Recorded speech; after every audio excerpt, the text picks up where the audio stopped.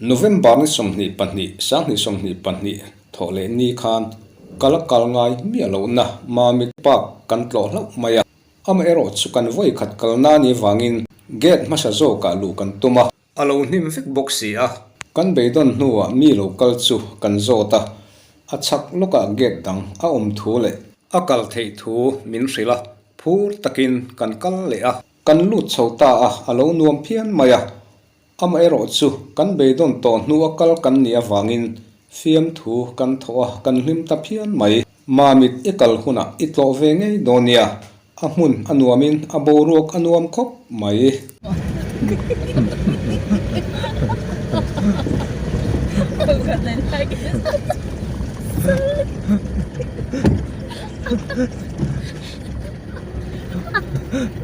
En zoom regreso.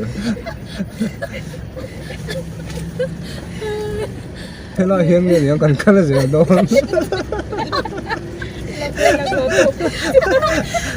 Kala zero chin phat mai ang. Ya tu hon la ma.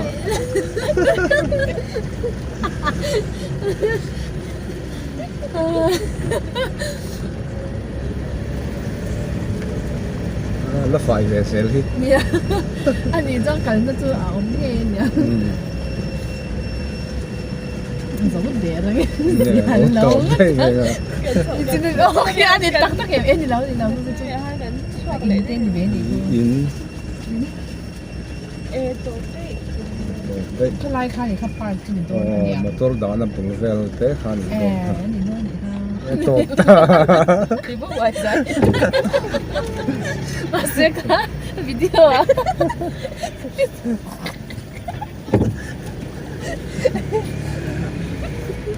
Kha lấy ra tôi có thấy em thiết theo cái em chứ bạc Kha song kha ni e. Mamit Park chu. sủa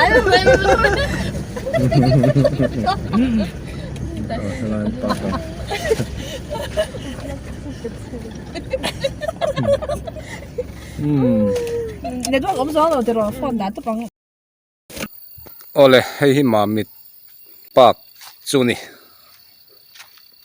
tuna Mamit Park chu kan lutang kan fangang alo nuam em ti te kan enang a hmun chu nuam roi roi khop mai hei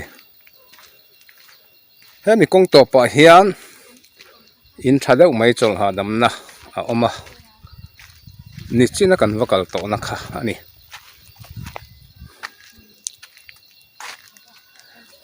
hello hian enge injiak o kan en lokang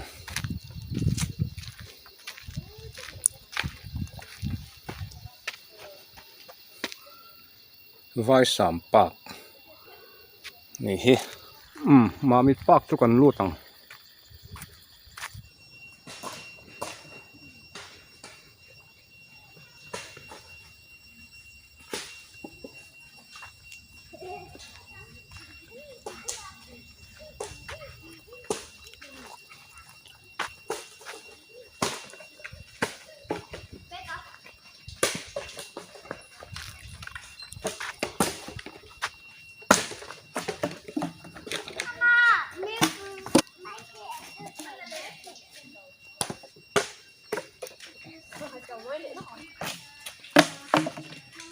enge solama son lom boya enge solama son lom entur than vel a than hlui vel mi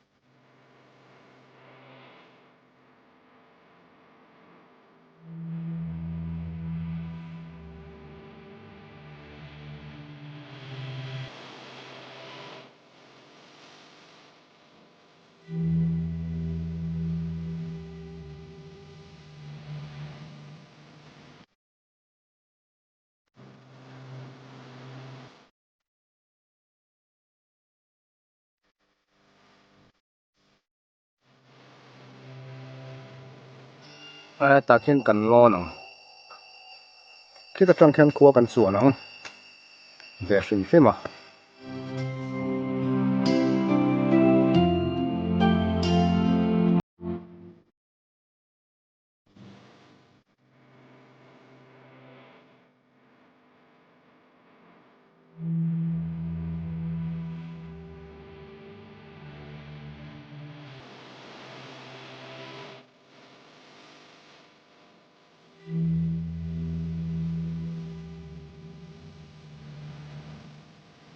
là hen thốt na siama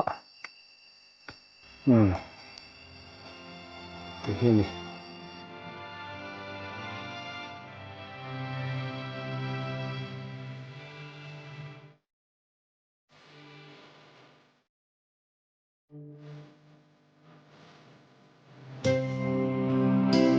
khi lai tlang ami khi Mamit district zel